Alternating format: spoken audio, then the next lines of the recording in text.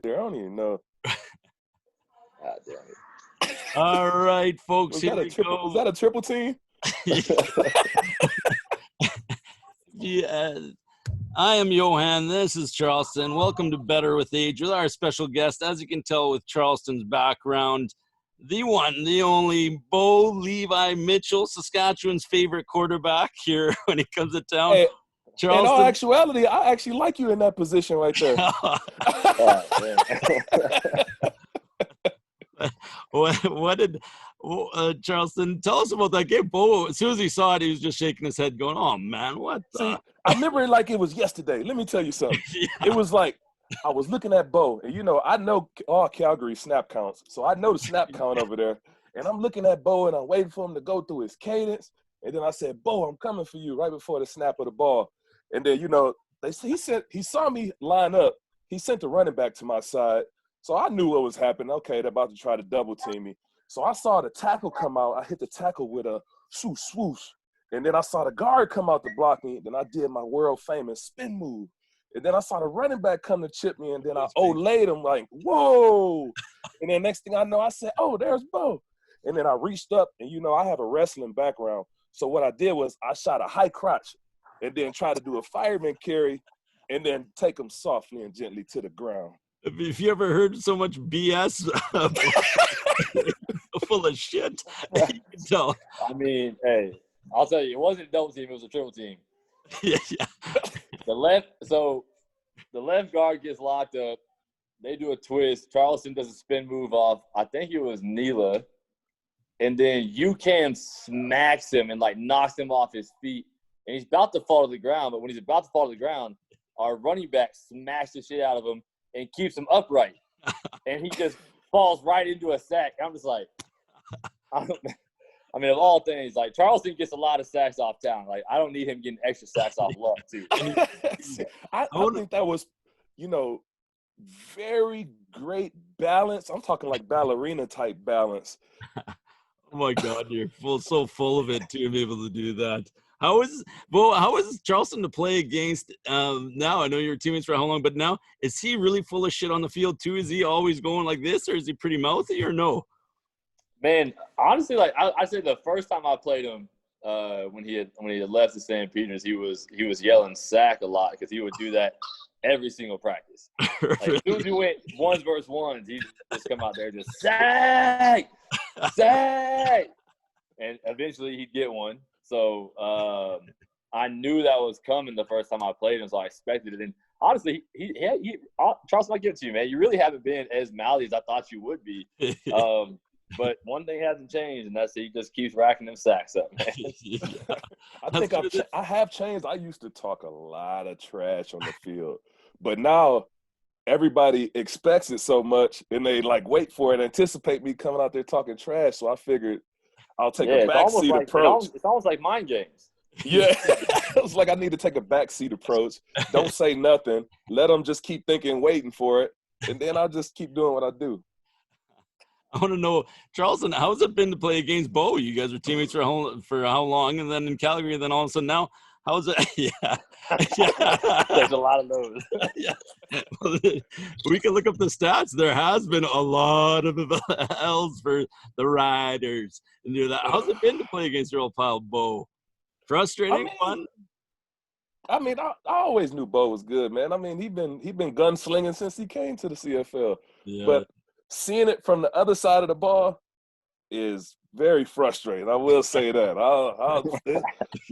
There was many times where I came into the huddle, and I brought the defense up, and I just started yelling and cussing at everybody like, what are y'all doing?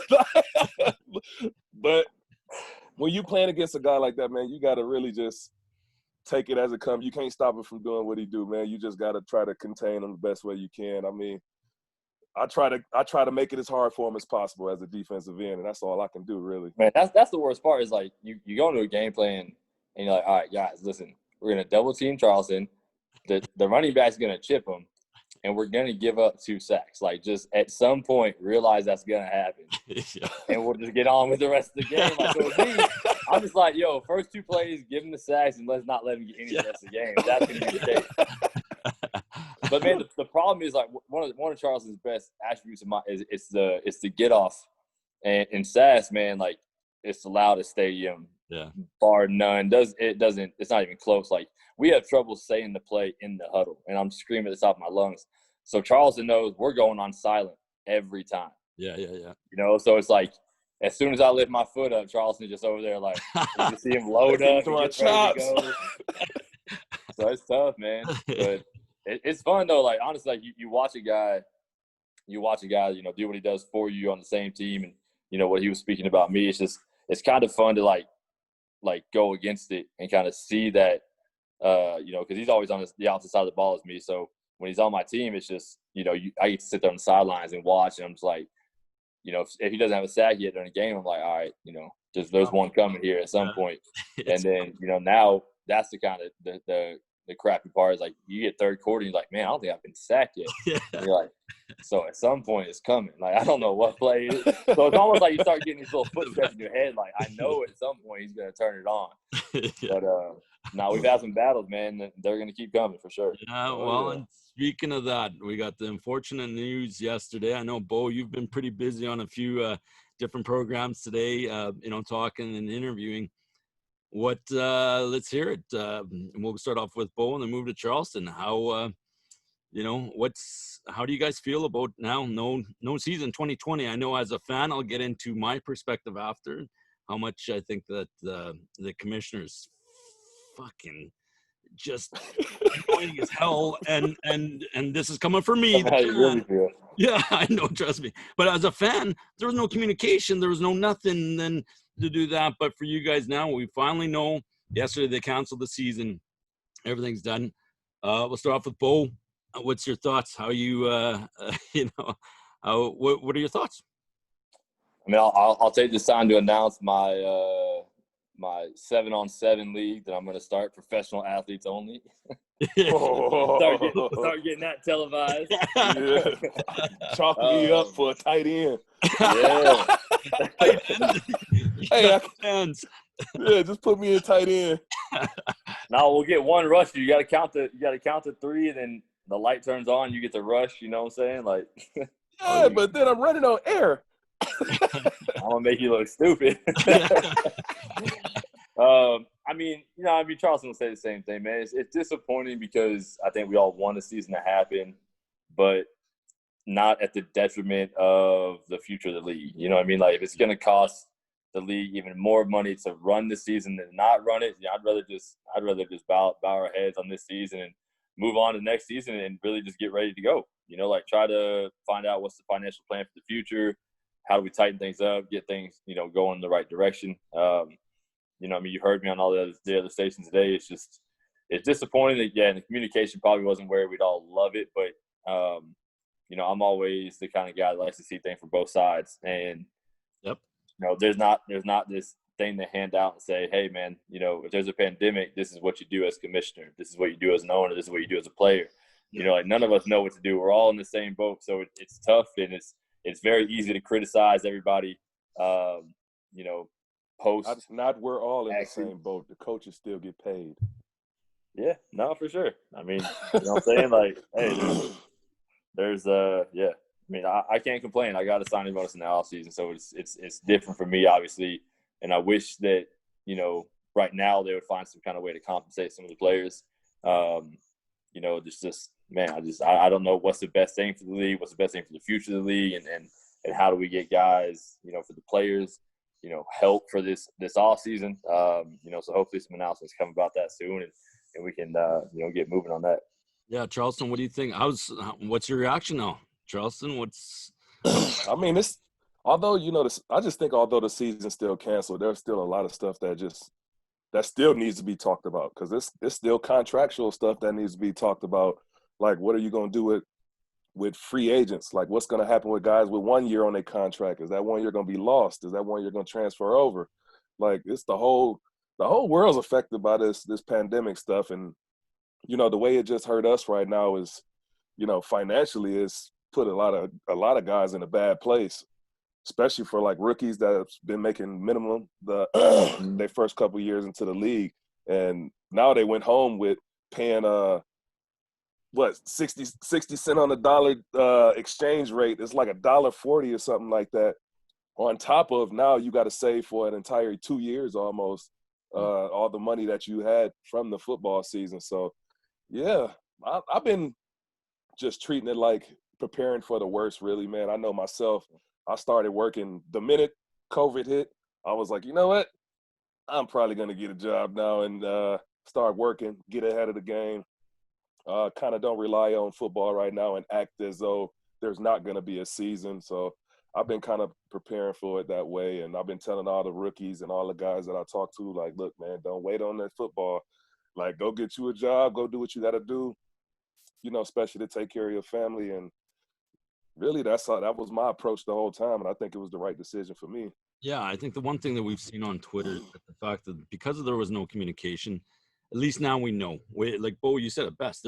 There's no handbook about how to be able to deal with this pandemic and then what we're going to do and when's it going to be safe. But I think for me as a fan, one thing that's frustrating, I don't know if you guys heard about this, but I've heard that some teams are playing some of their players, you know, are taking care of some of the guys. You kind of hear the rumors about maybe, you know, a certain owner that owns a nice coffee company out east in the steel town that has been, you know, maybe taking care of his players fairly well or doing that. And you're going, okay, that's a little great for them. What about the rest of the league? And then you're seeing, you know, the guys in the States that are going, do we come up?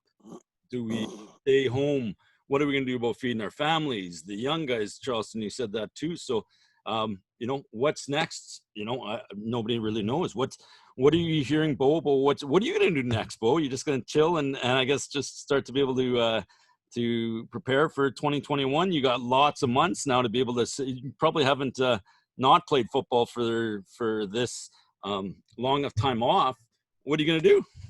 Yeah, man. I mean, it's you know, selfishly, it's a blessing. You know, I'm coming off a shoulder surgery. You know, I'm prepared and ready for the season, but you know, nowhere near where I'd love to be. And that's feeling 1,000% confident and in every throw and every range of motion.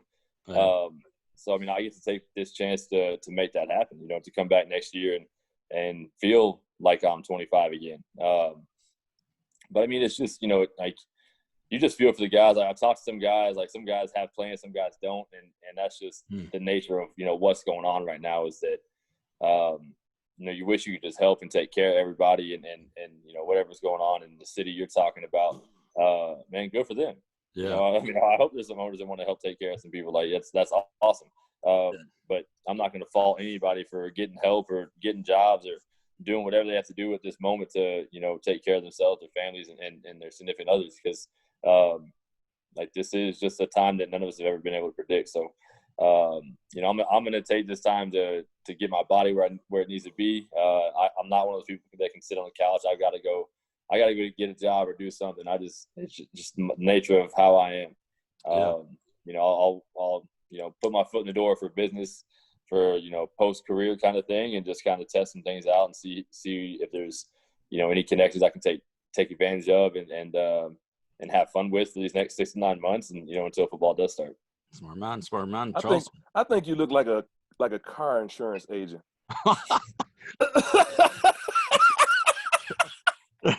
Well, what you're saying, Bo looks like is it because he's so trusting? He's got that, you know.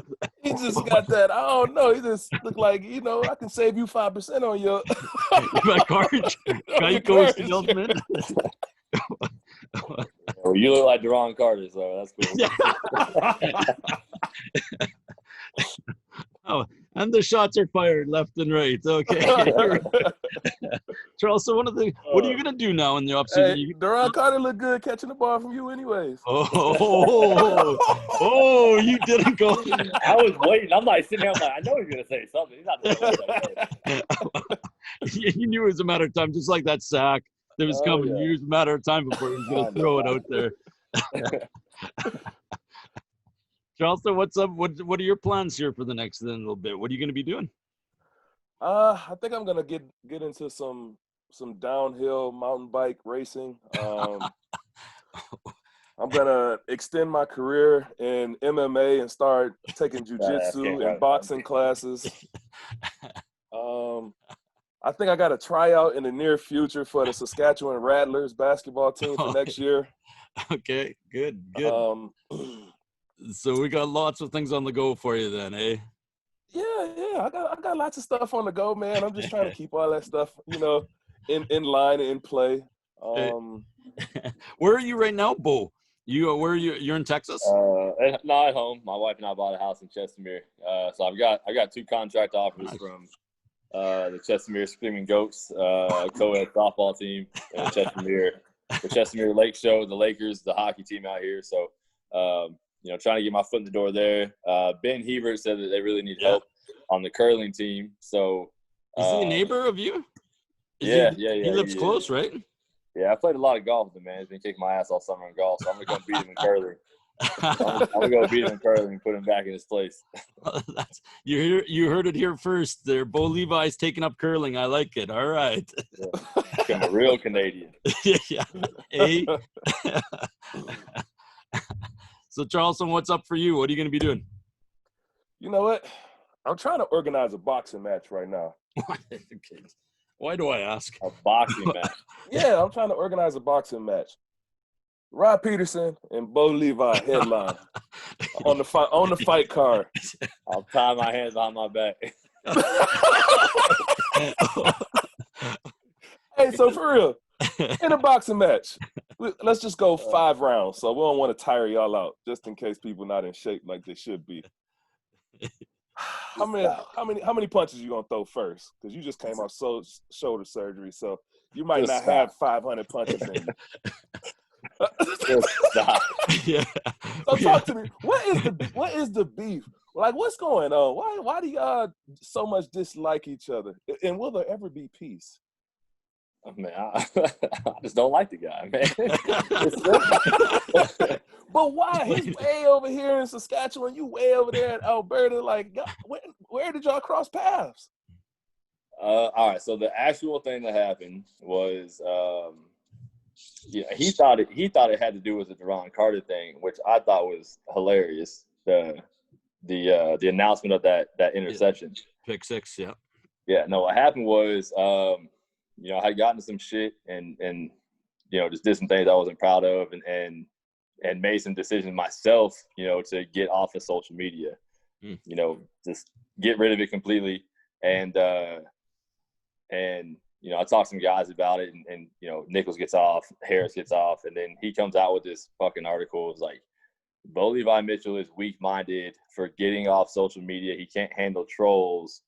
Maybe he should give me an hour of his time and I'll help get his mental strength where it needs to be. And I was like, I'm like, bro, if you don't stop using my name for clickbait, like this dude gets paid per click and he comes out with an article about me every fucking 6 weeks to get people to get on his show and listen to what he has to say. And I'm just like, just keep my name out of your mouth, bro. Like, you've asked me to come on your show 1,000 times. I said no every time. It's just not going to happen. Yeah. So that makes sense because I would have been pissed off too. Yeah. That's one of the things we were talking about before, Bo, is that how I'll tell you a story about how Charleston deals with trolls. You know what Mr. Hughes does? Mr. Hughes, if somebody trolls him on Twitter, he searches this guy out. He then looks him up on Google. He then finds out this guy's middle name, where he works, if he got married in Vegas. Hey, Bo, I got him bagging down real quick. They come on, start throwing all this shade on me, and then I just go at them full tilt. Like, you want to do this? I'll troll you back. Or I'll pay somebody to investigate you. My sister-in-law, she works at this like winery, and this dude comes in and is like talking to one of the waitresses, and she comes over to try to help. And is like, hey, like, I'm sorry, you have to wait for a table. Here, let me bring you all a free glass of champagne. And like, she comes home from work and then on Yelp writes a bad review about my sister-in-law. And she's like, they're gonna call me in and make me like, they're gonna talk to me about this. They're gonna like, dock my pay for a day because if we got a bad review because of me. and all I was nice. And I was like, well, I mean, what are you going to do about it? Like, you can show up and tell your boss. She goes, what I'm going to do is I'm going to research who this person is.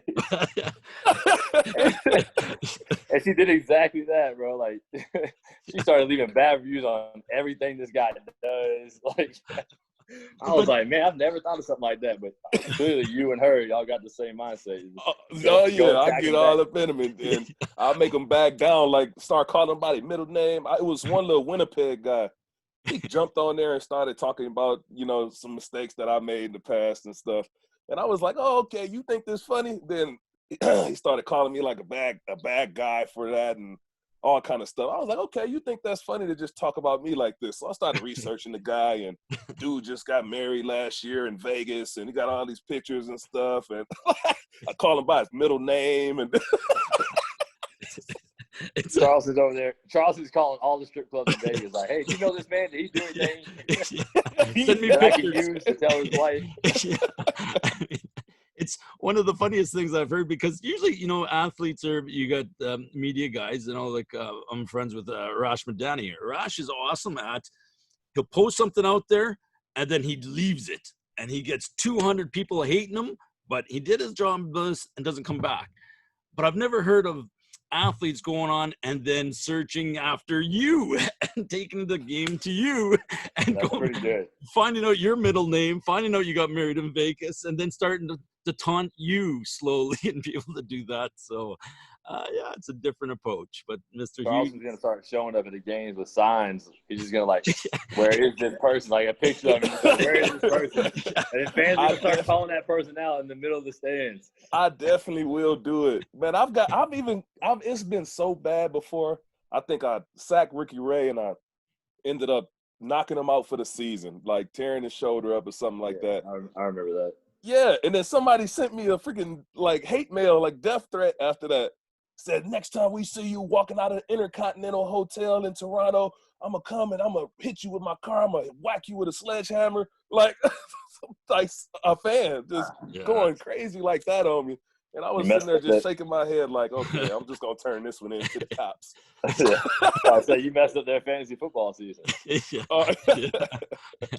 So, Bo, you spoke about it a little bit before about playing here in Saskatchewan, how loud it was. Was there ever a time when you were a free agent a few years ago that you thought about maybe playing for Saskatchewan and pulling a Charleston Hughes and coming over to the green side? Yeah, I mean, 2 years ago or I guess a year now and a little bit of change before last season. I hit the free agent market, and they had the highest number at the time, and they were just really keen on taking care of the family as far as like getting a box and that kind of thing to so the wife can like sit inside and watch the games and everything. And one thing I approached him with, I was like, I mean, hey, y'all sell more merchandise than anybody out there, so you give me $10 a jersey and I'll sign right now. Because I knew there's a decent chance as soon as I signed, there's going to be a lot of number 19 jerseys sold. Yeah. And I wanted a little part of that action. They were just like, that's all our revenue. Like, we can't do that. And I was like, and well, if you can make it happen, just let me know. And then Huff calls me and they upped the offer and got to where I wanted. And, we got to stay obviously where we wanted to be. So it was a blessing. But I mean, it was close. There was a chance, but that boy tried to whoop him for $10 a jersey. Oh, hey, goodness. Tell me why we don't get paid for jerseys. You're a genius. Watch, Charleston's going to go back with that same offer now. Everybody's going to go back. But I did not think of that. But did you ever hear about one of the smartest marketing ploys I thought about that I heard about was back in college days when Brian Bosworth, when he played on the Oklahoma Sooners, he came up with the idea because everybody hated him when he'd go to different colleges and play against them. He came up with a marketing idea to sell Bosworth Sucks t-shirts before the game. And so he would be making revenue off those things there in wherever he would go with Oklahoma Sooners. So maybe we should do that here in Saskatchewan and we get Bo a cut of his money. We're going to start up with Bo sucks or something like, or we'll put Sack across there with Charleston Surf. You know, a lot of people don't like, speaking of that, a lot of fans don't like you, man. Why do you have this ongoing persona that you are a complete asshole? like, and it comes across, this is like people that know that, you know, that knew that I played for Calgary. They come to me and then they ask, is Bo like, they ask the same thing about Chris Jones. Like, you and Chris Jones the same. Y'all on the same pedestal. Damn. That's So kind of good, though. You know, no, I'm talking about as far as character goes. They say, like, is Bo Levi really a jerk like that? He just seems so arrogant to me. Or he just seems like such a bad teammate. Is he a bad teammate? Like, it's multiple people ask me that. That's because they're tired of me showing up in their stadium and beating their team's ass. That's what it is.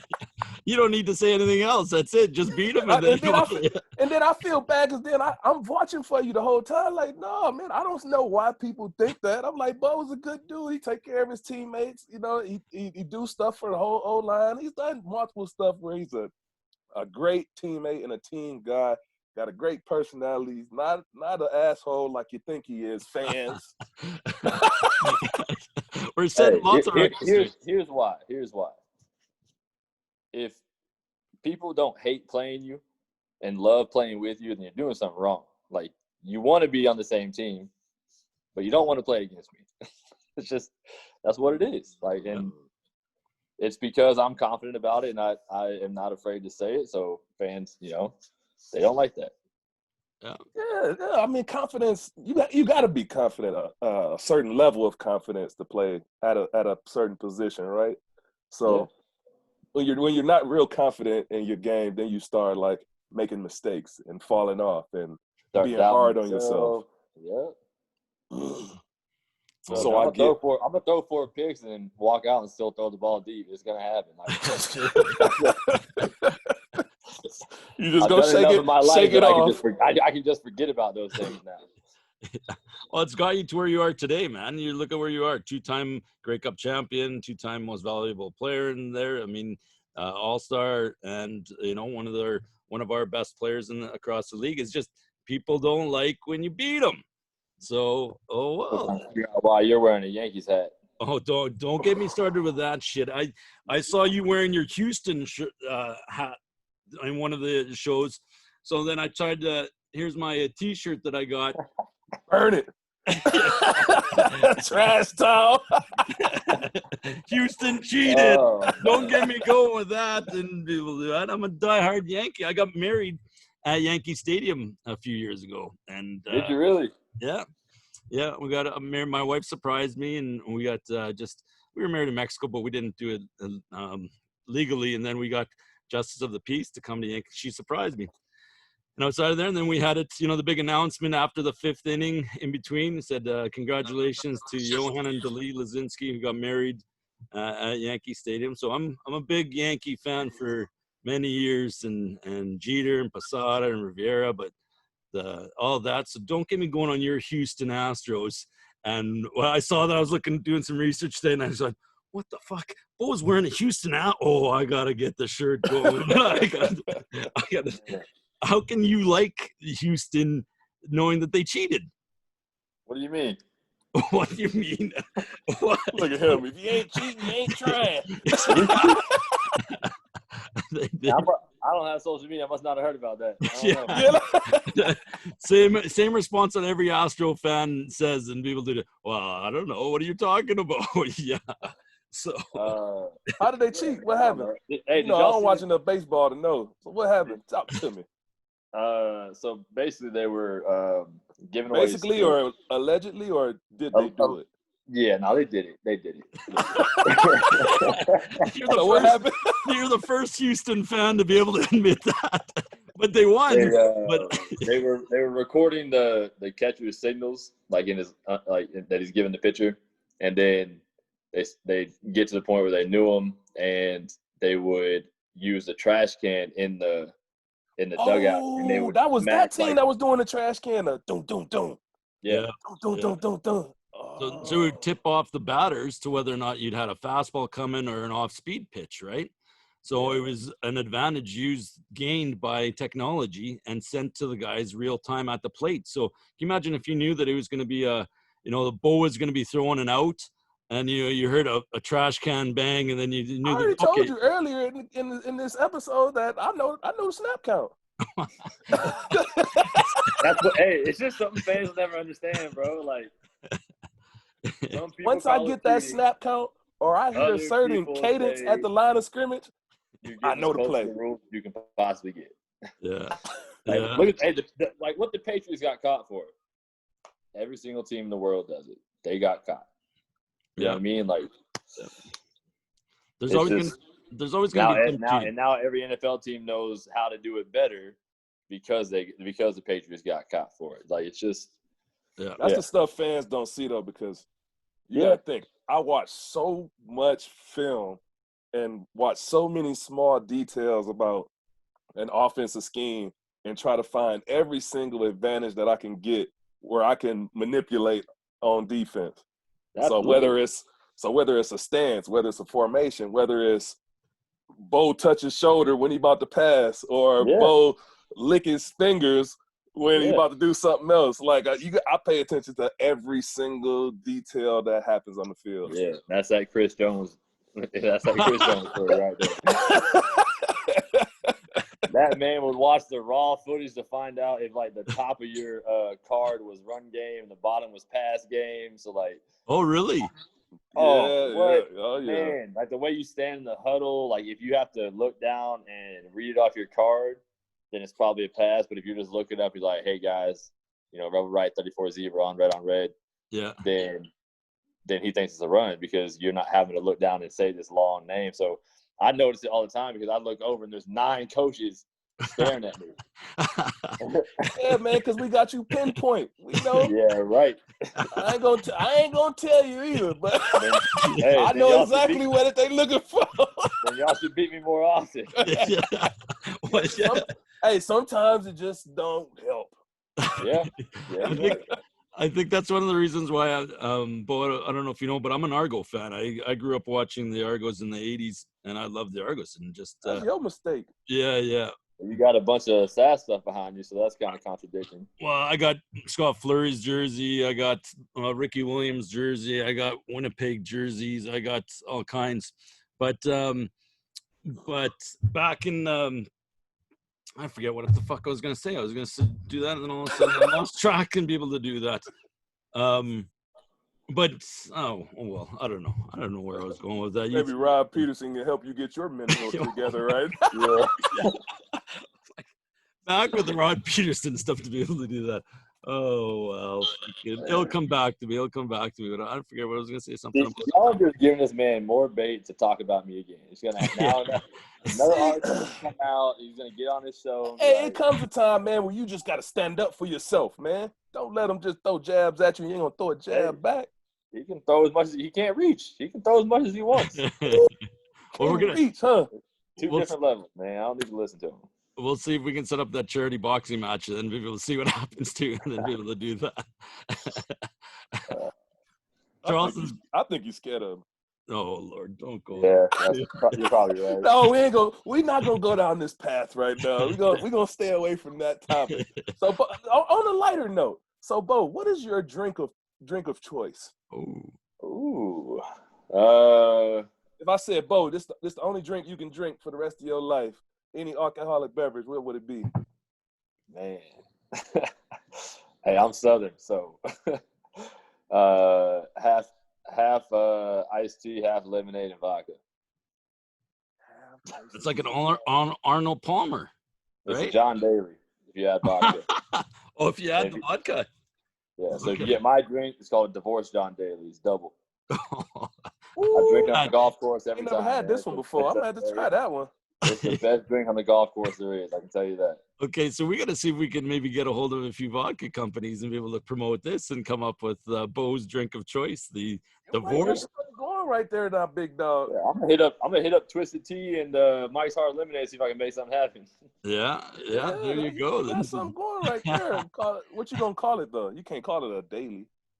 John, you don't know who John Daly is? He'd be your favorite golfer of all time. I was about to say he a golfer, huh? This man scored a 13 on one hole because it was around the lake, and it was 300 yards to the green, though, if he went straight at it. So he went after it 5 straight times until he got it. Oh, my goodness. Just forget it. I'm going to keep gunning. Yeah. Charleston. That's just who he is, bro. That's like, he's like, I don't care. I'm doing it. Charles, he's one of the guys that he's got the best outfits on the tour. Well, he's not on the tour anymore. I think he's on the senior tour. I don't know. Yeah, but his son is now. His son's coming up. I think his son's really? like 16. He just won his first tournament. Nice. But supposedly he just smacks the ball. Well, just like his dad. I mean, but so Charleston, this guy, if you read some of his books, he would just drink and get shit-faced and smoke and would be drinking all night, and then he'd go and show up with like 2 hours rest to be able to go and do some of the biggest tournaments. And he's a long ball hitter. He could crush the ball to be able to do that. And back then, there wasn't too many guys that could hit it like him, but he was a party animal. He'd party with all kinds of famous celebrities and just and he would drink like Charleston. He would drink during the PGA tournaments the whole time. Oh, this is my kind of guy. That's what I'm saying. You need to look him up because you're gonna love him. I need to get him on the show. Okay, here's the deal, Charleston. You get him on the show. We'll get Bo back, and then we can talk a little bit about golf and drinking, and then coming together to be able to do that. So, yeah. I need to get him on the show for sure. So, obviously, Bo, you like golfing too. Are you golf quite a bit, especially with Hebert out there? And yeah, man. This is the first year I've ever been able to golf as much as I can. So I have like 55 rounds already this year. Holy shit, Charleston! How about you? How's your golf game? Man, I've whooped on Bo a couple times in golf. Oh my God. Yeah, and don't even lie either. Don't you even remotely tell a lie. Charleston, you never come within 10 strokes of me, man. Now, yes. I give you that now. But back then when we used to golf all the time together, it was like me, you, Nick, Petway, Mayo. By 9 holes, you and Nick and Petway were plastered. Y'all couldn't even see the ball sitting in front of you. Like, I played better when I got a few in me. Hey, we all do, man. We all do. Well, next time we got to figure out, like I said, if we can come out to Calgary, we'll take you out for a round of golf and be able to get together and be able to do that. And I want to see Charleston on the course. Us three and John Daly. Yeah. Hey, John, you come out here. We'll do a long drive contest for a couple bucks. Make it fun. Yeah. Oh, I'm about to go to the gym and work out right now. Oh, yeah. That's not going to help your golf game, man. You got to get. I've been working on my hip rotation and all that, so I'm working on my dexterity. You ain't got the back. You ain't got the back for it. Here we go with the back joke. People always making fun of me because I wear a back brace at practice like a waist trainer.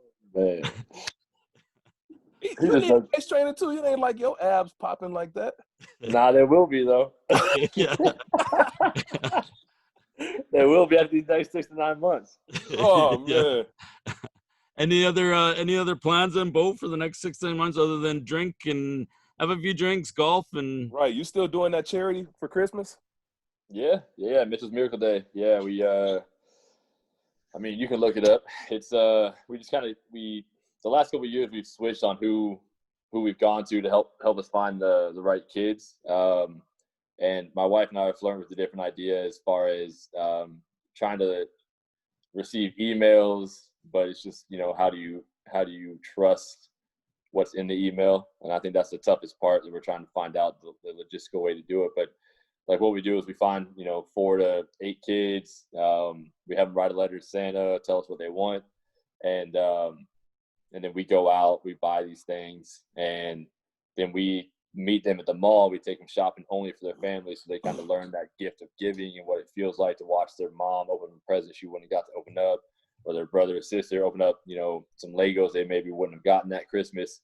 And we fund it all just by ourselves. And then at the end of the day, once they've done all these good deeds and they've done it for their families, they get to come back. We have lunch, we bowl, and then we have all their presents in the back. We kind of show up and show them all that, and they, go crazy and everything. And it's just something I kind of derived from Andre Johnson, because Andre was a great receiver for the Texans, and he would take like 20 kids to Toys R Us and for 5 minutes just say, hey, put everything you can in the shopping cart. And these kids just run around and do it. So that was something I always, kind of promised myself that if I ever got the platform and the ability to do that, I want to give back during Christmas time, because I know it's a time that for some is amazing, but for some it's not, so I want to try to change that up a little bit in Calgary. Now tell me how that guy can be an a-hole and he doing stuff like that. Name another quarterback in the league that's doing stuff like that. Because they people like to ignore that part. Yeah. All they want to see is the 3 Down Nation article of look what Bo said about the Riders right before the game. They're like, oh, this guy's cocky. He's an a-hole. But hey, man, whatever. If it puts fans in the stands, I'll do it. Tell the people what you did for the whole O-line. What? Come on, man. Can't put all my money out there like that. Tell them what you did for the whole – man, everybody know they saw them contracts fly across the screens. When you signed? Yeah, it was just training camp. Just the 13 guys that made the team just went and got them all, like Xboxes, PS4s, Nintendo Switch, ukuleles, guitar, just whatever it was, like whatever the person was into. Like Ryan Seaver, he's and so is Shane Bergman. They're big gamers, like online, like computer, like actual gamers. And so yeah, I got this some computer stuff, things like that. But it's just man, they don't. I mean, Charleston, man, they don't get paid what they're supposed to get paid. So training camp is shitty. It's tough. It's hot. So it's just one of those kind of gifts at the end of training camp. Like, congrats on making the team and block a little extra hard for me these next couple of months. Kind of good. So yeah, I mean, I just like to always do a little something for them, just a little appreciation. Well, this is making me into a Bo Levi fan. Not like I wasn't one before. Fan at a time, baby. Yeah. One Saskatchewan resident at a time. Here you go. Hey, now tell them what you did for the greatest defensive end that you ever played with. Nothing. Oh, man, Micah's been great, man.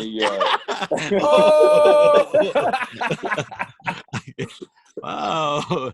I've probably gotten you out of trouble once or twice, or paid for a drink or two for you, so I think it's all right. A drink or two? That don't even sound right. There's still time, Charleston. There's still time. We can see what we can figure out here for you. Yeah, man. He ain't never bought your boy a pair of socks. Hey, man. Hey, you keep getting stats. We might play together again one day. You never know. Oh, man. Were you coming here? Nah. He's red for life now. He's red for life. Hey, Calgary can't afford me. Hey. Don't say that. Calgary can't afford me, man. Oh. Just stop, man. Just stop. Yeah. Hey, you go talk to the owners about changing up the rules on the making money per jersey, and then we'll see. Yeah. Who you telling? Well, I'm in the same boat, buddy. That's deadly. We'll come up with some different ideas for shirts, or we'll come up with something marketing. I got lots of ideas now after this. Yeah, Johann, I like your idea, man. I'm gonna get in the media and say something about every team that I play, and I'm gonna make that T-shirt. I'm just gonna bring a big box and have somebody sell them out in front of the stadium. Yeah, that's it. And Bosworth sold a ton of these things. He made thousands of dollars when he was in college. It's just a smart idea, right? So let's do that. There you go. And then you're making more than $10 a jersey. You're making, the cost of that. Plus you get $20 a shirt. People are gonna flip that for sure to be able to have that.